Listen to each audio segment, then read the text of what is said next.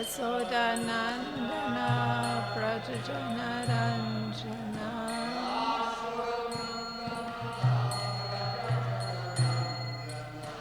Yasodanandana Prajanaranjana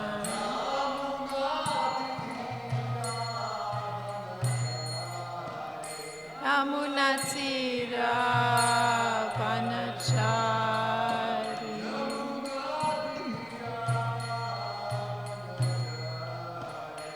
Yamunatira Vanachari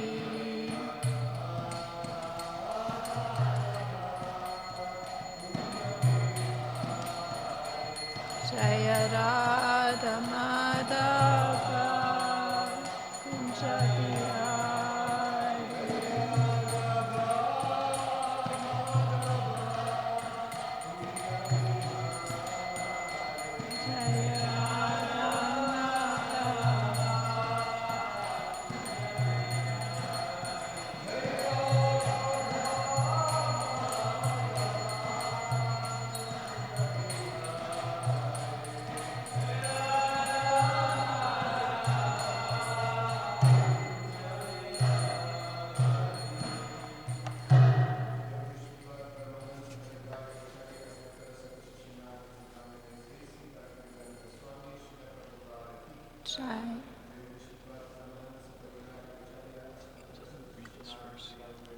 Nityananda Prabhu said he was doing 42 yesterday.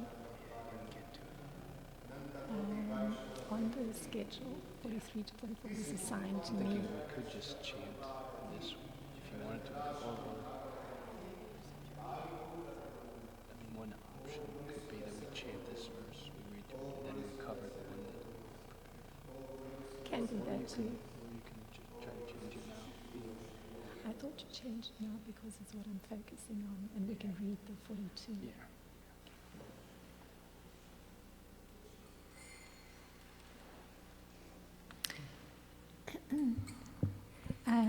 Yesterday, Nityananda Prabhu had said he was covering this particular verse. So, and the one that I got assigned was 43 to 44. So we're thinking 43 to 44 is a little bit longer, but we're thinking to change it so that since the focus is on that one, that we get a chance to chant it responsibly with it being on the board. So I can read 42.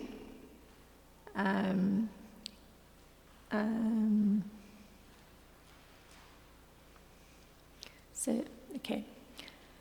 Namo Vishnu Padaya Krishna Prasthaya Bhutale Srimati Ramapada Swami Iti Namine Namo Vishnu Padaya Krishna Prasthaya Bhutale Srimati Bhaktivedanta Swami Iti Namine Namaste Saraswati Deve Gauravani Pracharine Nirvishesha Sunyavadi Paschatya Deshatarine Jai Shri Krishna Chaitanya Prabhu Nityananda Shri Advaita Gadadhar Shivasadi Gaura Bhaktivinoda Hare Krishna Krishna Krishna Hare Hare Hare Rama Rama Rama Hare Hare Vanchakalpatarubhyascha Kripa Sindhubhya cha Patitanam Pavanebhyo Vaishnebhyo Namo Namaha. So while Shamasaki finishes writing the verse for today, I'll read the previous verse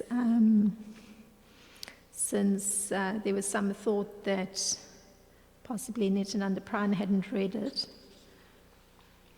Although I recall from the class that he specifically mentioned he would also be covering that one.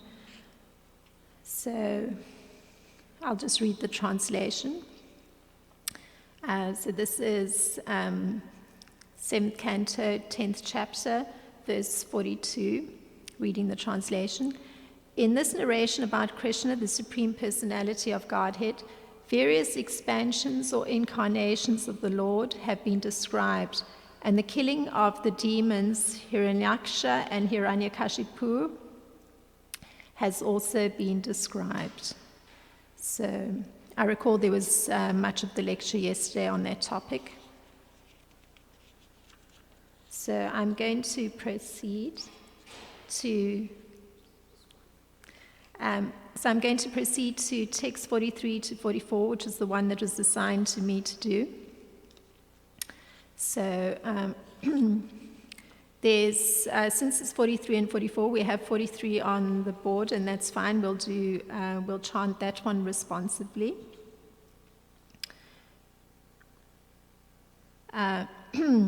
So, Paradasi Anucharitam Mahabhagavatasya Cha Bhakti Gyanam Viraktischa Yatartayam Chasya Vai Hare Paradasya Nucharitam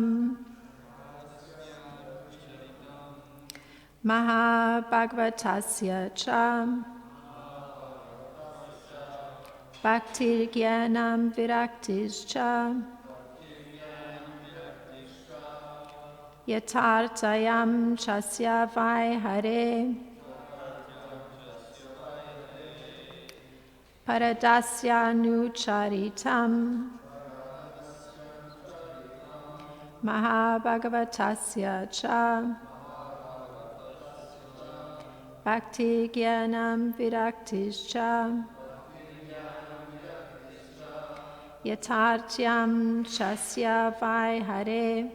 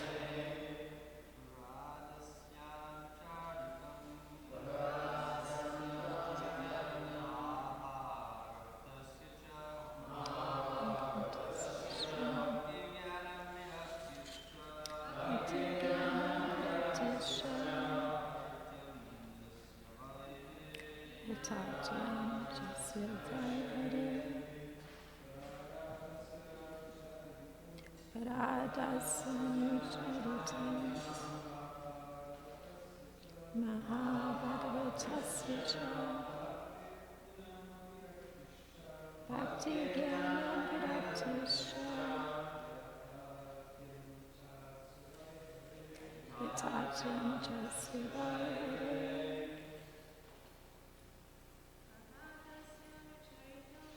Paradasya Nucharitam Mahabhagavatasya Cha Bhakti Gyanam Viraktischa Yatartyam Chasya Vai Hare Paradasya Nucharitam Mahabhagavatasya Cha Bhakti Gyanam Viraktischa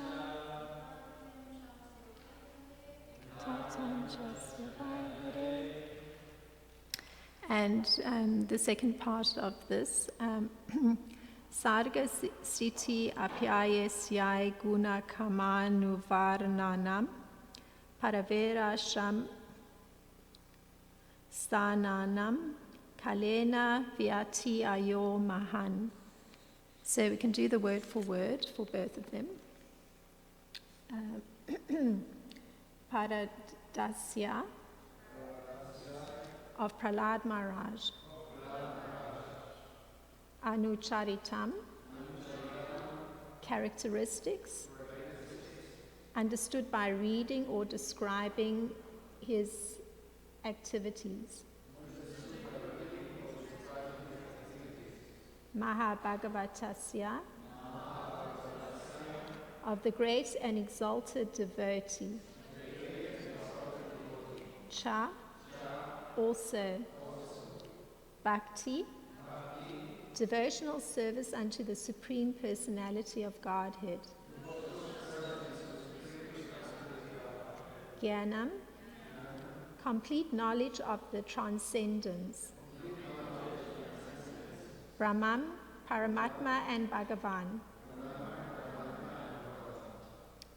Virakti, renunciation of material existence. Cha, also. Yatartyan, just to understand each of them perfectly. Cha, and. Asya, of this. Vai, indeed. Hare, always in reference to the Supreme Personality of Godhead. Sarga, of creation. Sthiti, this is of course the second verse, sorry for those that don't have the electronic device. Maintenance. Apyaya, and annihilation. Ishasya, of the Master, the Supreme Personality of Godhead. Guna, of the transcendental qualities and opulences. Karma, and activities. Anuvarnanam, description within the disciplic succession. Para-avarsham,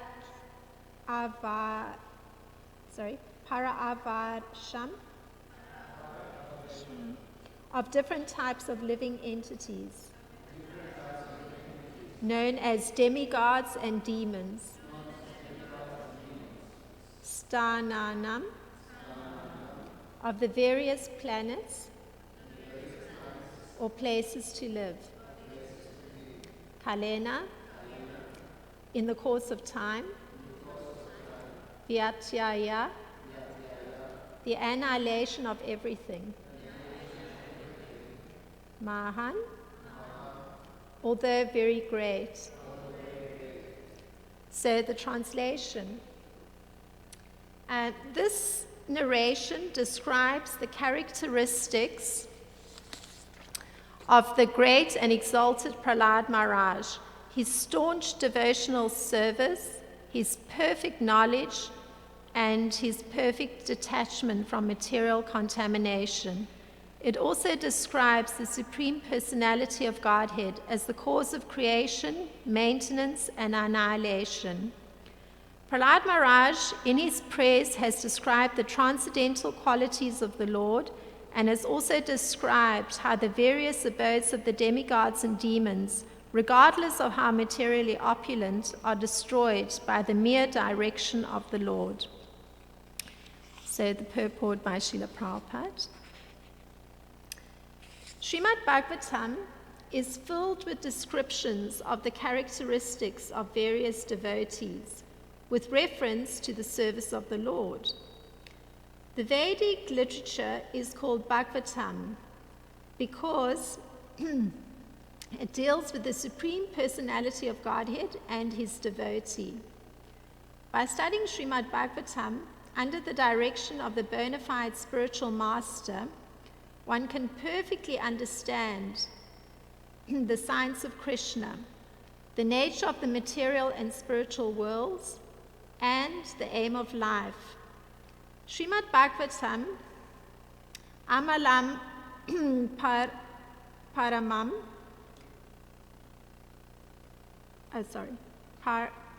Paranam, yeah, Puranam. Oh, sorry, that was you. Puranam, it didn't sound right. Srimad Bhagavatam is the spotless Vedic literature, as we have discussed in the beginning of Srimad Bhagavatam. Therefore, simply by understanding Srimad Bhagavatam, one can understand the science of the activities of the devotees, the activities of the demons, the permanent abode and the temporary abode. Through Srimad Bhagavatam, Everything is perfectly known.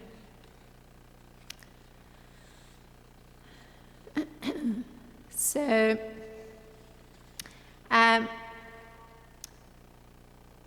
there's a very strong statement made by Srila Prabhupada in his purport, and often, when one's reading things, one's mind remembers the first statement or the last statement, so I'm going with how my mind got impacted by the last statement. And that is that through Srimad Bhagavatam, everything is perfectly known. So I thought to begin by looking at a definition of the Srimad Bhagavatam. So this is a definition of the Srimad Bhagavatam from the Garuda Purana. So I'm reading it as the Srimad Bhagavatam is being described by the Garuda Purana. This is the most complete of the Puranas. It is the purport of the Vedanta Sutras. It establishes the meaning of the Mahabharata. It is a commentary on the Gayatri, and it completes the message of the Vedas. Spoken directly by the Supreme Personality of Godhead. It is the Samaveda among the Puranas. With 12 cantos, hundreds of chapters, and 18,000 verses, this work is called Srimad Bhagavatam. So there's definition of what the Srimad Bhagavatam is. And I thought we could go by looking at this definition so we understand what it actually means. So I referenced Srila Jiva Goswami's writings because it was very pertinent, I thought, to this particular verse, and particularly Srila Prabhupada's statement that it's through Srimad Bhagavatam that everything is perfectly known. So in Srila Jiva Goswami's Tattva Sandarbha, he breaks it down, this particular statement from the Garuda Purana. And his breakdown is very interesting. And I've tried to examine it and also bring in some illustrations so that it can be understood a little bit better. So this is how Srila Jiva Goswami breaks it down. He says that the reason the Bhagavatam is the purport of the Vedanta Sutra is that it is a natural commentary. So commentary is usually defined as a series of explanatory notes. So it often forms a text or a treatise. So the summary, that is Vedanta Sutra, is the whole Vedanta philosophy, but in a very encapsulated form. And actually, that Vedanta Sutra, so, in very encapsulated form, it was conceived of in its subtle form in the mind of Srila Vyasadeva. So, we can understand, even when one is planning something, one may have a very simple little list in one's mind. And then later on, that list can expand into all the activities involved. So here's how it started with the Vedanta Sutra, the whole Vedanta philosophy. And then the temporary notes became the full elaborate form, which later came to be known as the Srimad Bhagavatam. And of course, this was also manifested by Srila Vyasadeva. So Srila Jiva Goswami, he actually makes an interesting point that since the Bhagavatam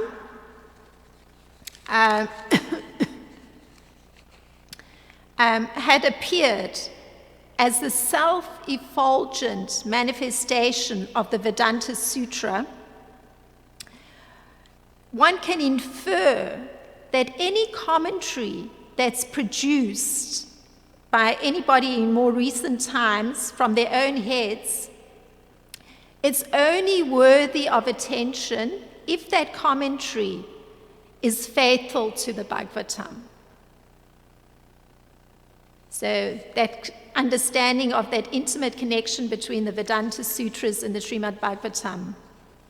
So the same personality is responsible for both. So if somebody's commenting on the one, particularly the Vedanta Sutra, they have to be faithful to the Srimad Bhagavatam, which are the explanatory notes of the Vedanta Sutra.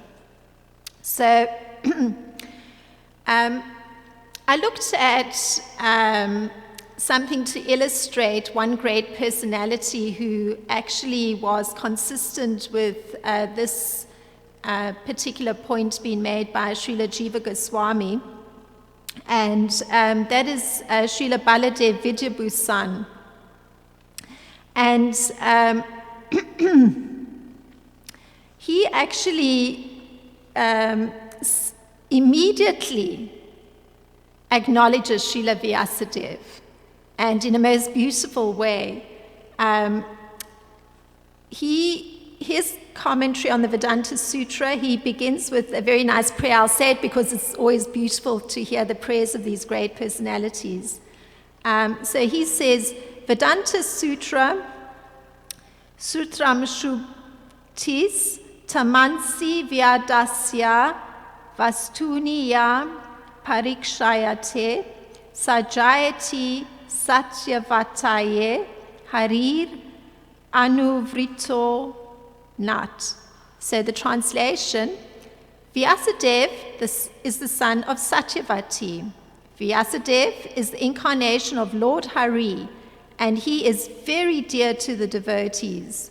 With the effulgence of his Vedanta Sutra, he has dispelled the darkness of ignorance and revealed the truth. So quite beautiful when you see a personality acknowledging Srila Vyasadeva and his wonderful contribution. So then going further to another part of that definition from the Garuda Purana of the glories of the Srimad Bhagavatam, the second one is that it establishes the meaning of the Mahabharata. So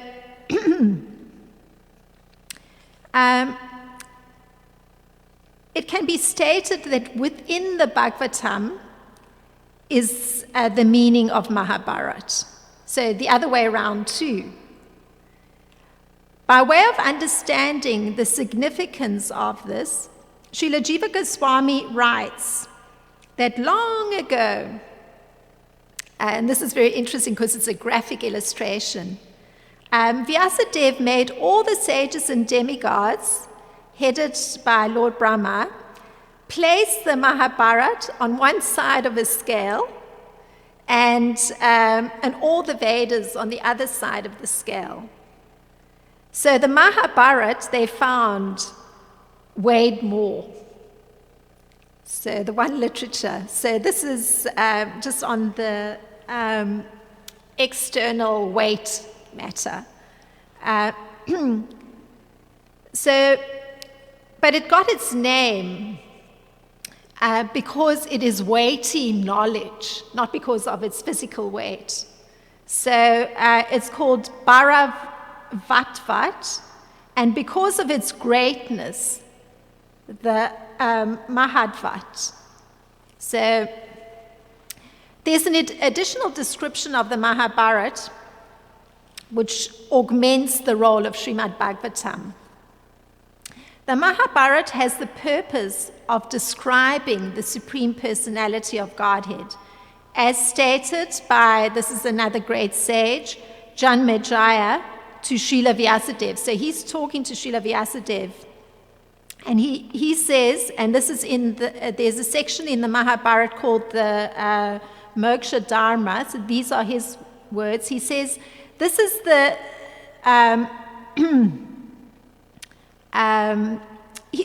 let's put it this way, he uses similes to actually help, or as he's talking to Srila Vyasadeva, these similes are used to describe how the Mahabharata has the purpose of describing the divine personality of Godhead. So these are the similes he uses. And similes, metaphors help one to understand something better. So he says, like butter churned from yogurt, like sandalwood brought from the Malaya hills, like the Aranyakas from the whole body of the Vedas, or like the nectar of life from medicinal herbs. O Brahmanas, from the Mahabharata, this immortal nectar of narrations has been distilled. Janmejaya gives recognition of the compiler. It was spoken by you, O storehouse of austerity, and is full of descriptions of Lord Narayan. So often, we understand something better when somebody else gives their understanding of something, particularly if the person has studied it very carefully. So here's the sage talking to the compiler of Vedanta Sutra and Mahabharata and Srimad Bhagavatam and telling him his understanding of the particular way in which the Srimad Bhagavatam is establishing the meaning of the Mahabharata. So it's extracting, everything is an extraction of essence and nectar. So I thought to look at how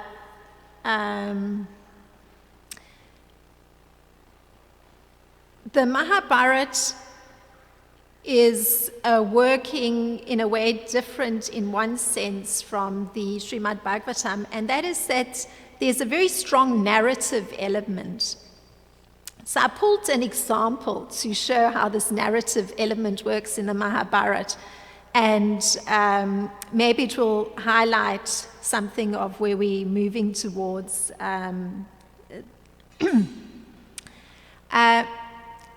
So the part that I pulled out to show this aspect of the Mahabharata is Krishna speaking to Karna, and also Queen Kunti speaking to Karna.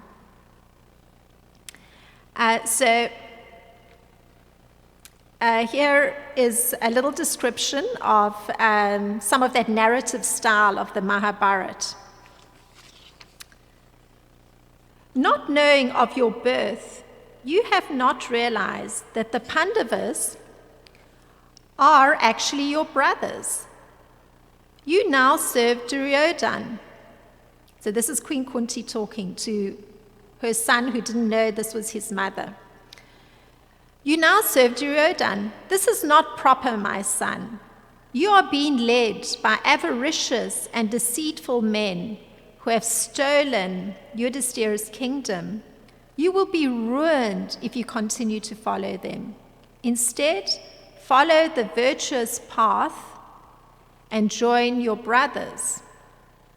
And the narrative element, so of course I'm not reading the whole description, but just by way of conversation and the narrative aspect, this is Karna's response, just talking to his mother. I do not doubt your words, lady, but I cannot respect them. I do not see what virtue would lie in my joining with the Pandavas, nor do I feel that you were virtuous to have abandoned me at birth. By doing so, you have destroyed my name and renown.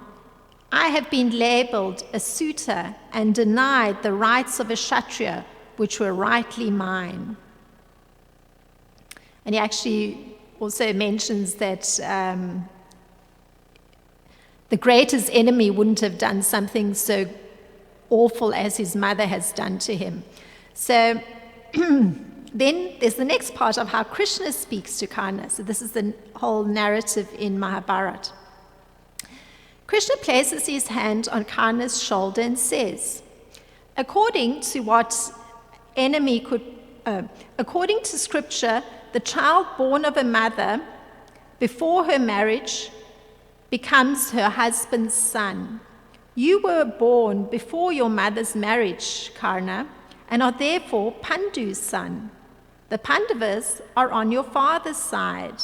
and the Vrishni's son your mother's. You are related to both these races. O best of men, O hero, come with me and become the king. The Pandavas will worship you as their elder brother, as I will and all their followers. You will be anointed by the wives and daughters of kings with water from golden pots. At the proper time, Draupadi will approach you as a wife does her husband. Your 5 brothers will follow behind you, even as the gods follow Indra. I too shall follow you, as the Anhakas and the Vrishnis rule over this earth. So, a very narrative style. So, there's a very wonderful devotee who does a commentary on Srila Jiva Goswami's. He's now left his body. I had the good fortune of having one class in Sanskrit from this devotee as a young devotee, Gopi Pranadhana Prabhu. And he gives a commentary on this point that the Srimad Bhagavatam establishes the meaning of the Mahabharata. So, what he says is that the Mahabharata provides a digest of every important principle of Vedic knowledge. So we've just heard one principle being illustrated. The whole Mahabharata is one principle after the other being illustrated. So the one we heard was, that the son born prior to a woman's marriage becomes the son of her husband at a later point in time. And all the responsibilities and duties and the person's position in society are perfectly in place as a result of following that principle. But Karna, unfortunately, didn't accept that particular principle, and we even got a hint of it in how he responded to his mother when she informed him of his actual real social position. So...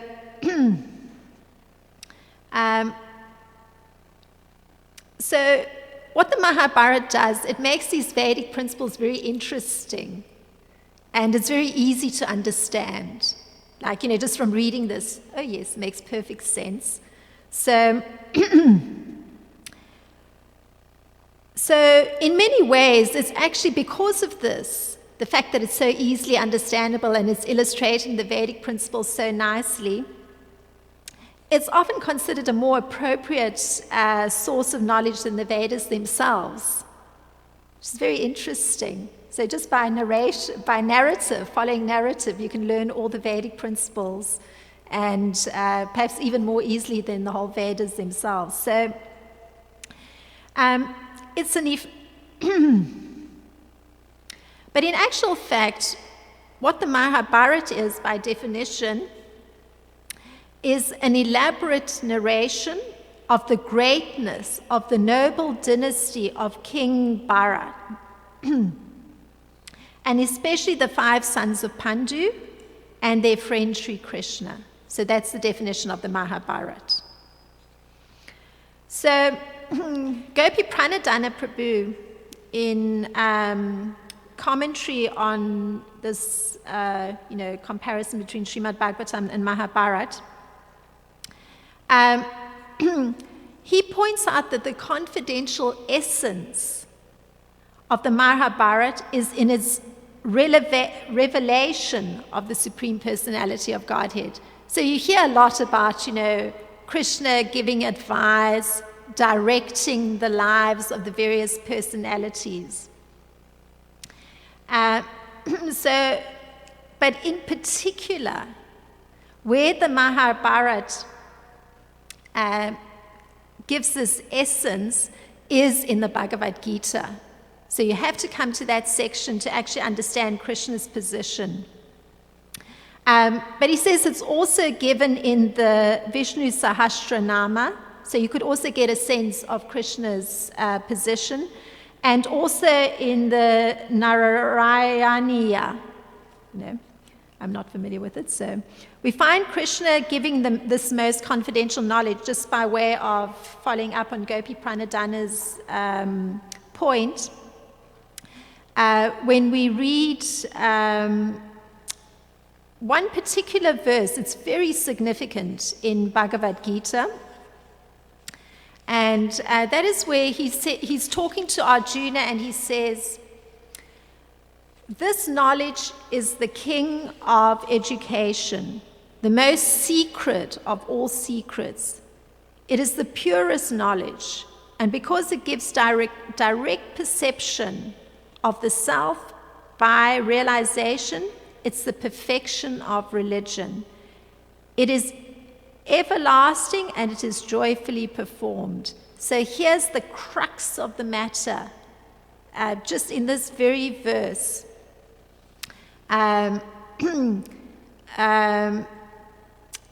This 9th chapter of Bhagavad Gita is the king of education.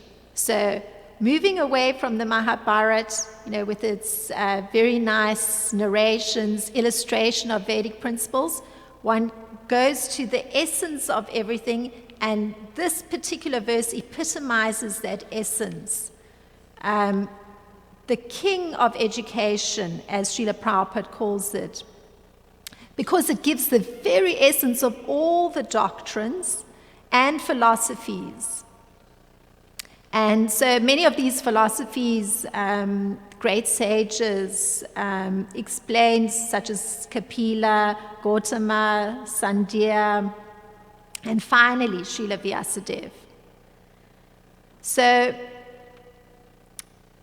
the confidential aspect is that it involves understanding the difference between the soul and the body. So that part is not covered in the narrative, in the narrations of the Mahabharata.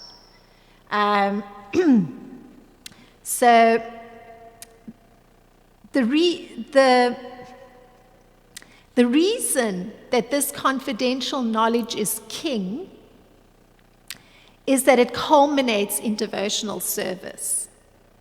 So this is that essence in Bhagavad Gita where you start to get an understanding of Krishna's position, the living entity's position in relation to him.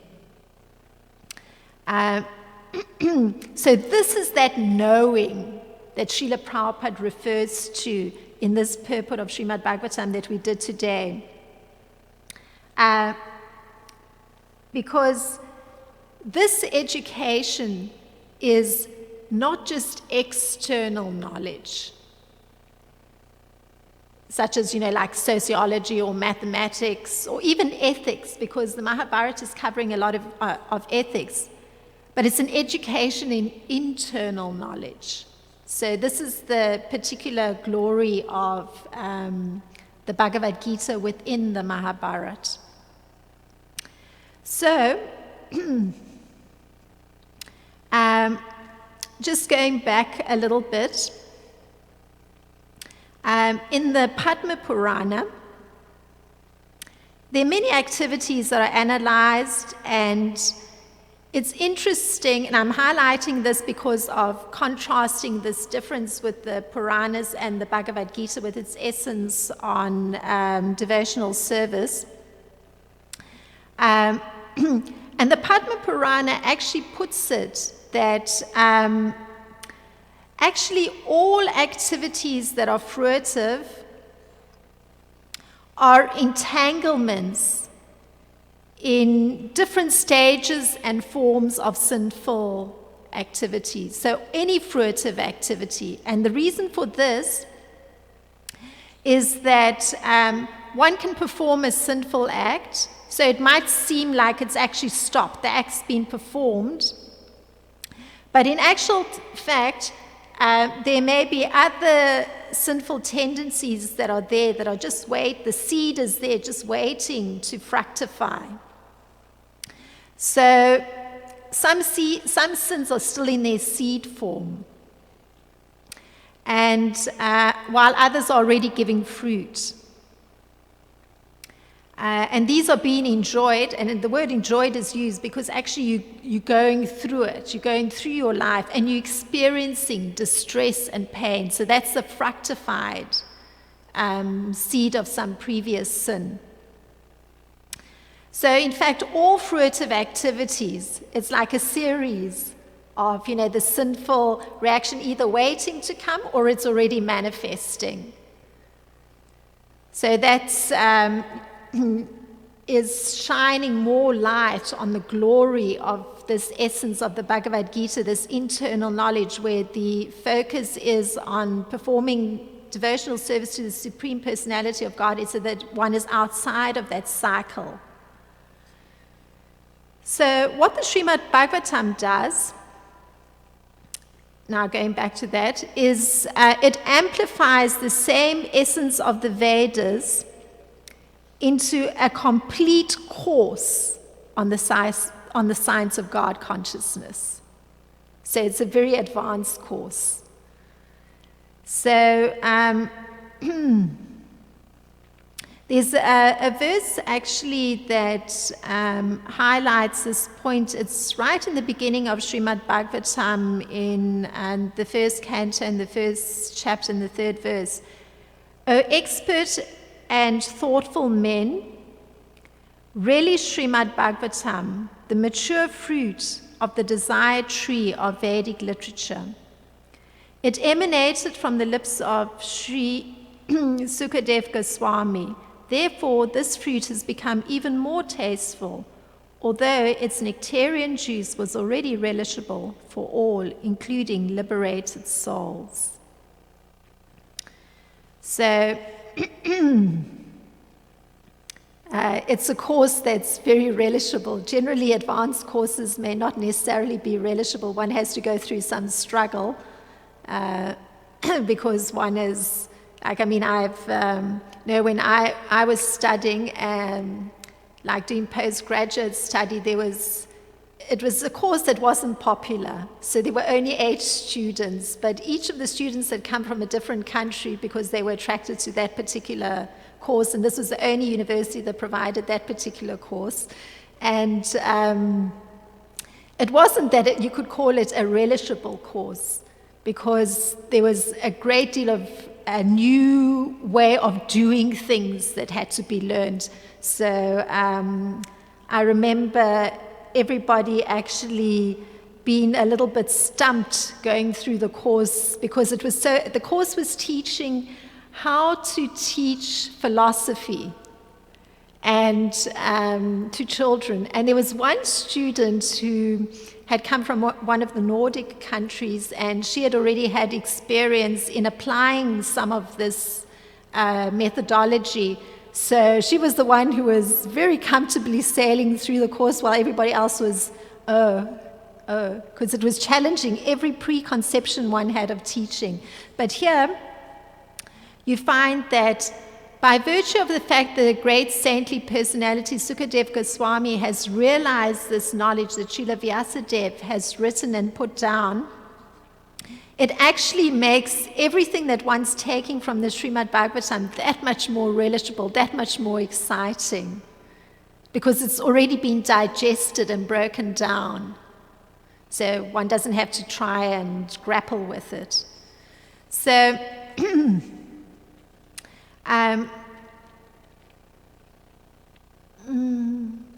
in this particular purport today, the mention was that the narration describes the characteristics of the great and exalted devotee Prahlad Maharaj, his staunch devotional service, his perfect knowledge, and his perfect detachment from material contamination. So we can go back a little bit, because we've been reading this together. We can recall that in this particular narration, Prahlad showed perfect detachment from material contamination.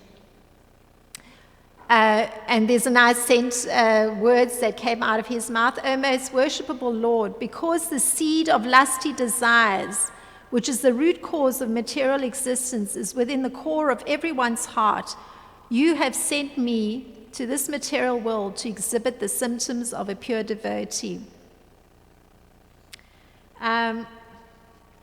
So you can see the illustration is different from the Mahabharata. In the Mahabharata, narrative, some explanation of the Vedic principle. And here, what you're actually seeing is a living example of the way to proceed to practice devotional service.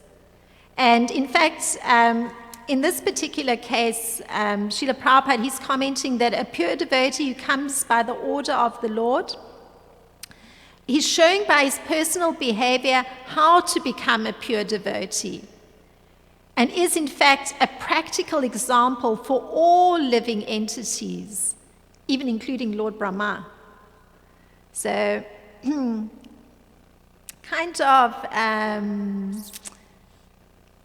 transcendental knowledge has a very different flavor, different presentation than merely ethics or principles in narrative form. So, looking again at the definition of the Srimad Bhagavatam, part of the other definition that was given in the Garuda Purana is that it's a commentary on the Gayatri.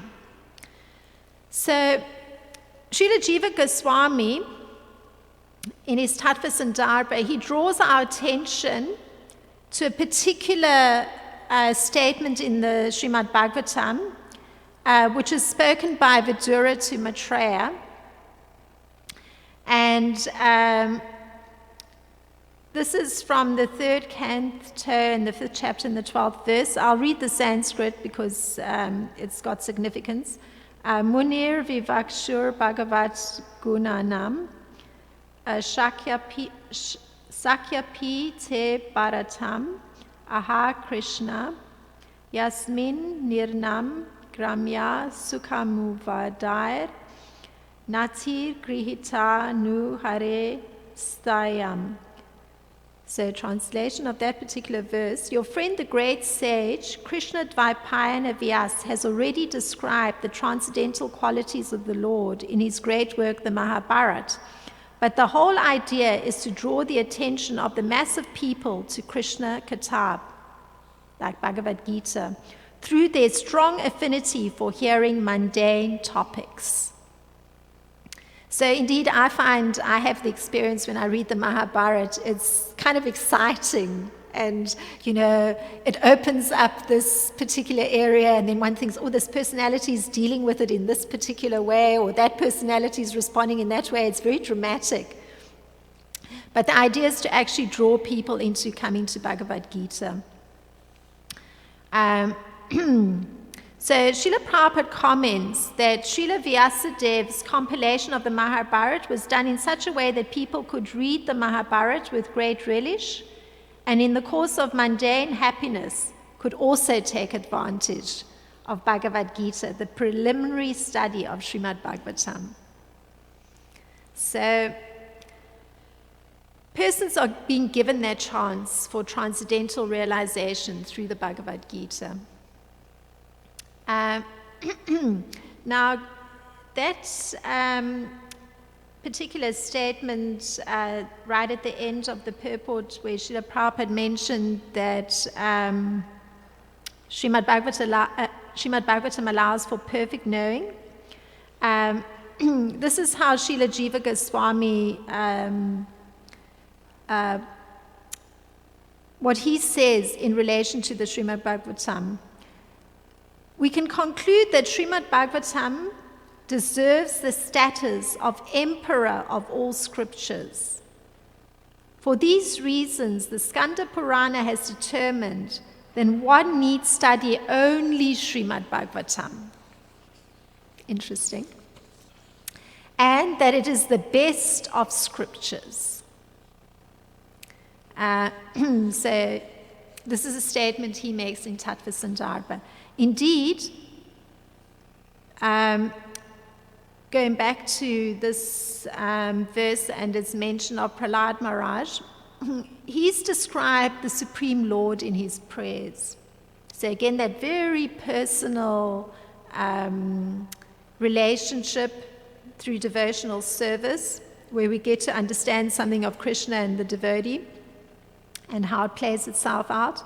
My dear Lord, when you appeared as Hayagriva with the head of a horse, you killed 2 demons known as Madhu and Kaishaba, who were full of the modes of passion and ignorance. Then you delivered Vedic knowledge to Lord Brahma.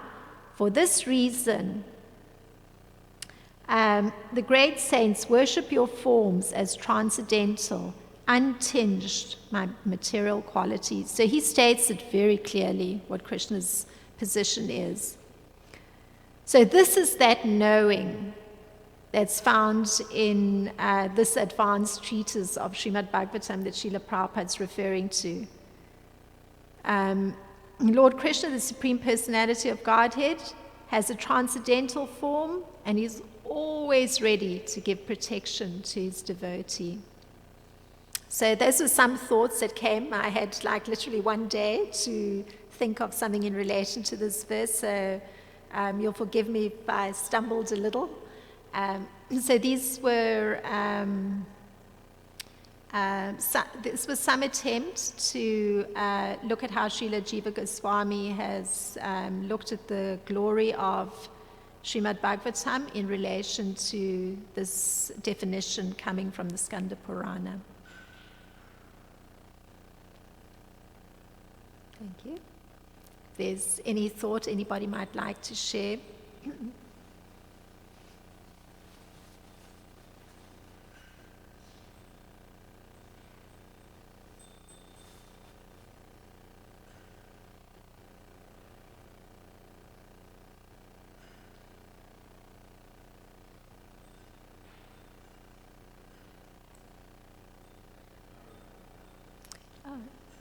Jitendra Prabhu.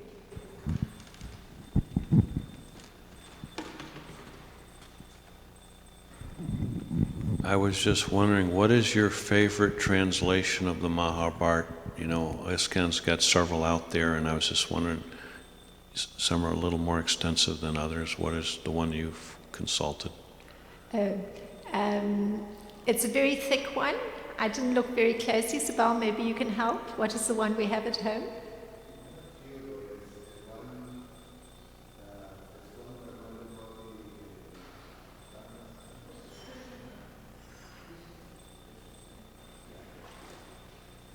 Say it out loud, Jitendra, before you ask the question. Oh, yeah. They have a condensed volume too, right? Thank you. Yeah, anyway, I appreciated that one greatly. It's very beautifully put together, and it seems very accurate from what one knows of the personalities. So the narration is quite wonderful, I found. So if there's nothing more, thank you very much. Hare Krishna.